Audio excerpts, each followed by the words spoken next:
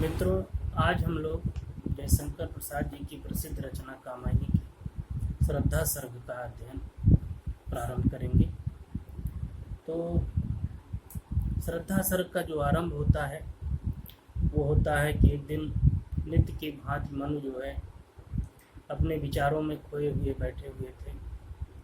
तभी एक देव युवती हिमालय की तरफ घूमते हुए आती है और पूछती है कि इस जनहीन प्रदेश में अपने रूप छटा से आलोकित करने वाले तुम कौन हो। और इसी प्रकार परस्पर मनु और श्रद्धा में परिचय का दौर चलता है। फिर कथा आगे बढ़ती है और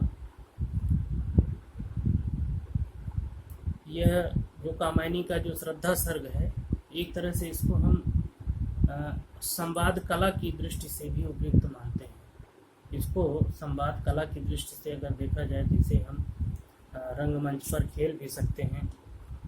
और जो कि एक होता है संगीतमय नाटक, जिसको इंग्लिश में ओपेरा कहते हैं, उसकी भांति इसको मंच पर खेला भी जा सकता है। और इस श्रद्धा सर्ग में मनु और श्रद्धा का पहली बार एक दूसरे से परिचय होता है। दोनों एक दूसरे के विषय में जानते हैं और मनु जो कि बहुत ही निराश और हताश हो जाते हैं अपने जीवन से,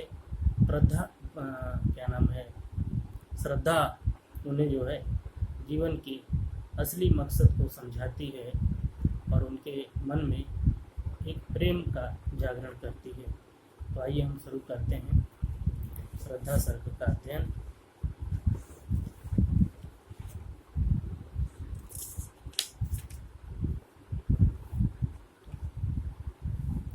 कौन हो तुम, कौन तुम, संस्कृति जलनिधि तीर, तरंगों से फेंकी मड़िए, कर रहे निर्जन का चुपचाप, प्रभा की धारा से अभिषेक।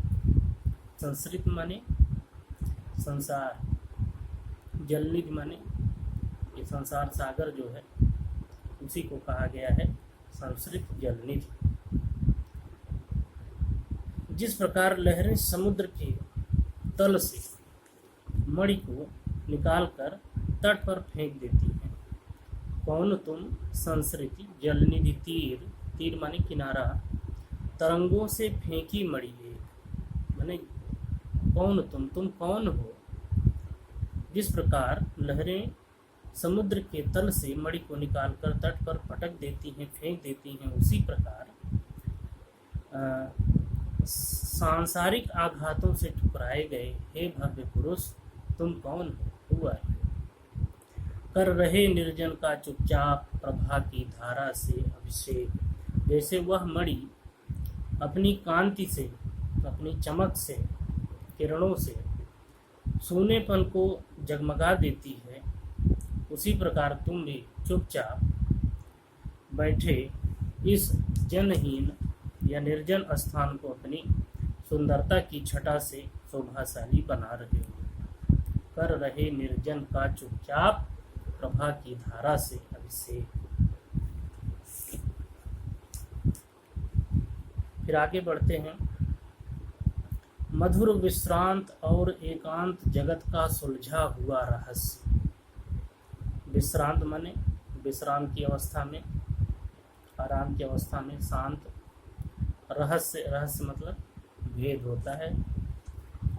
और मौन, मौन मतलब चुपचाप। मधुर विश्रांत और एकांत जगत का सुलझा हुआ रहस्य, एक करुणामय सुंदर मौन और चंचल मन का आलस्य।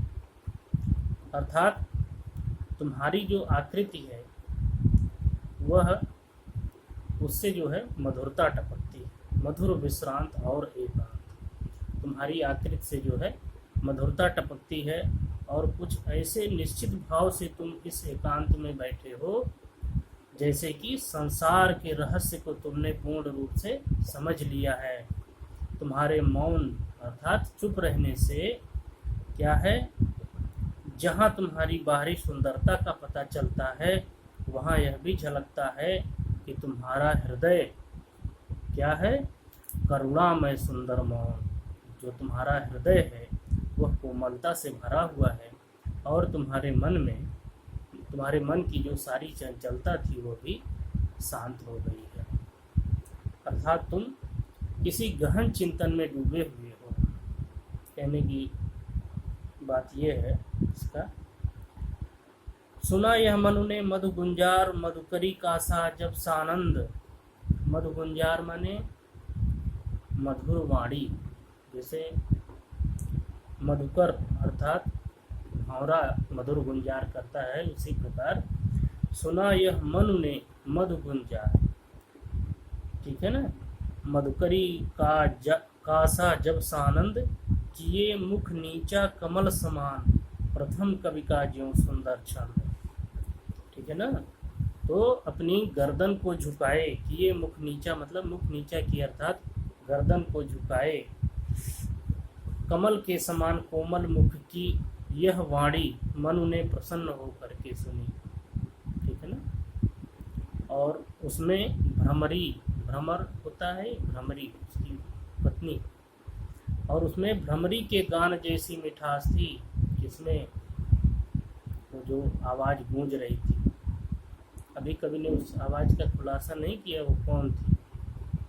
तो उसमें भ्रमरी के गान जैसी आवाज़ गूंज रही थी, मिठास थी, और वह अनायास वैसे ही निकल पड़ी थी जैसे एक दिन वाल्मीकि के मुख से कविता का प्रथम सुंदर छंद निकल पड़ा था।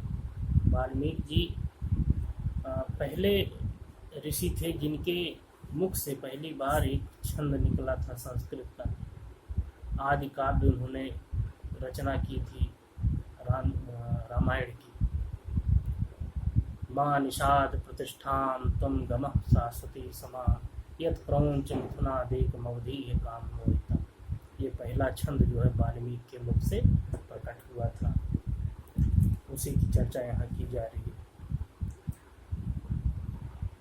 एक झटका सा लगा सहर्ष, निरखने लगे लुटे से, कौन गा रहा यह सुंदर गीत, कुतूहल रह न सका फिर मौन। एक झटका सा लगा मतलब एक धक्का सा लगा मनु को, ठीक है ना। और सहर्ष, किसका धक्का लगा? प्रसन्नता का, खुशी का। मनु के मन में प्रसन्नता का एक धक्का सा लगा, अर्थात इन शब्दों ने मन को सहसा प्रसन्न कर दिया।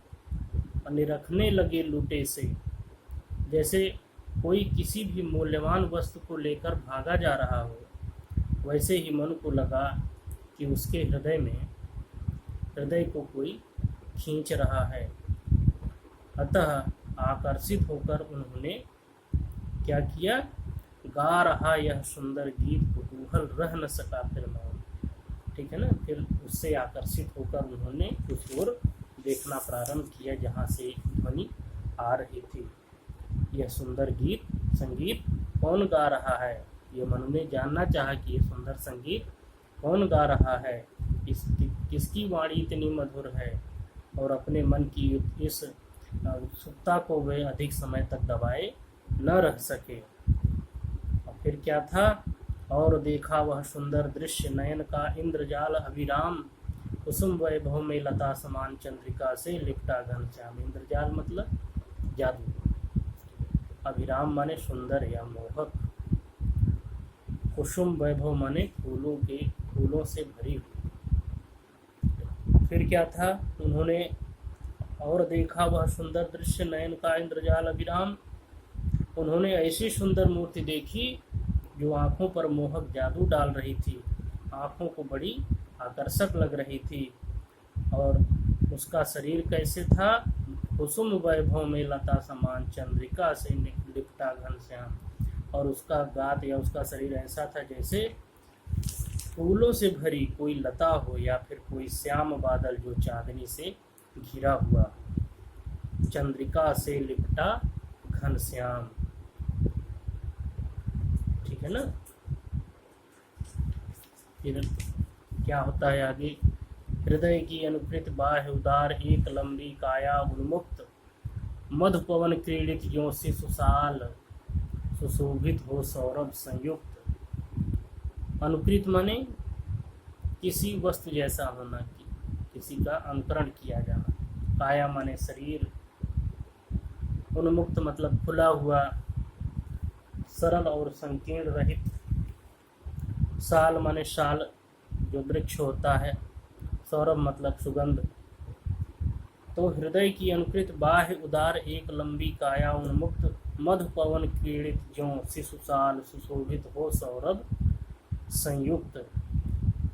तो उसके उदार हृदय जैसा ही उसका बड़ा शरीर था, और यदि शरीर लंबा था तो हृदय भी विशाल था, और यह शरीर खुला हुआ था तो हृदय भी तरल और संकीर्णता से रहित था। और जैसे कोई छोटा सा साल वृक्ष, मधु पवन क्रीड़ित ज्यों शिशुशाल वृक्ष, शिशुशाल माने जैसे कि कोई छोटा सा साल वृक्ष जिसमें गंध फूट रही हो और वह सरस पवन के झोंकों से झूमता हुआ प्यारा लगता है, वैसे ही उस शरीर से, अर्थात वो जो श्रद्धा थी, उसके शरीर से भीनी भीनी गंध आ रही थी, और मधुरता से युक्त होने के कारण वह अत्यधिक सुंदर प्रतीत हो रही थी। फिर आगे बढ़ती कविता। मसृण गांधार देश के नील रोम वाले मेसों के चर्म ढक रहे थे उसका, वह कांत बन रहा था वह कोमल वर्म। अब क्या है, श्रद्धा के जो है शरीर का वर्णन हो रहा है कि मसृण गांधार देश के, मसृण माने चिकने, गांधार प्रदेश के चिकने नील रोम वाले मेसों के चर्म, गांधार प्रदेश के चिकने नीले रोम वाली भेड़ों के चमड़े से उसका आभायुक्त शरीर ढका हुआ था। किसका? श्रद्धा का। और क्या है आगे, ढक रहे थे उसका बपु, बपु माने शरीर, उसका शरीर ढका जा रहा था, वह कोमल वर्म, और उसके शरीर पर चमड़े के वे टुकड़े ही कोमल आवरण का काम कर रहे थे, कोमल वस्त्र का काम कर रहे थे। ठीक है। फिर श्रद्धा के सौंदर्य का वर्णन है। नील परिधान बीज सुकुमार फुल रहा मृदुल अधखुला अंग, खिला हो जो बिजली का फूल मेघ बन बीच गुलाबी रंग। ये बहुत ही महत्वपूर्ण पंक्तियां हैं। तो क्या था? नील परिधान, परिधान मतलब होता है वस्त्र, उस नीले आवरण में नील परिधान बीज सुकुमार फुल रहा मृदुल अधखुला अंग, उस नीले आवरण में उसका सुकुमार कोमल शरीर यहाँ वहाँ से खुला हुआ इस प्रकार शोभित था जैसे बादलों के वन में खिला हो ज्यों बिजली का फूल मेघ बन बीच गुलाबी रंग, जैसे बादलों के वन में गुलाबी रंग की बिजली के फूल खिल रहे हों। ठीक है ना। आह वह मुख पश्चिम के व्योम बीच जब घिरते हों घनश्याम, अरुण रवि मंडल उनको भेद दिखाई देता हो छवि ध्यान। व्योम मतलब आकाश होता है और अरुण मतलब होता है लालिमा युक्त। तो आह वह मुख पश्चिम के व्योम बीच जब घिरते हों घनश्याम, और उस सुंदर मुख का वर्णन मैं कैसे करूं कि जैसे सायंकाल के समय पश्चिम के आकाश में जब काले बादल घिराते हैं और उन्हें चीरता हुआ लालिमा से युक्त सूर्यमंडल झांकता हुआ जैसा शोभा से प्रतीत होता है, वैसा ही वह था। अर्थात श्रद्धा का जो था मुख था वैसे ही था। आज इतना ही। बहुत बहुत धन्यवाद।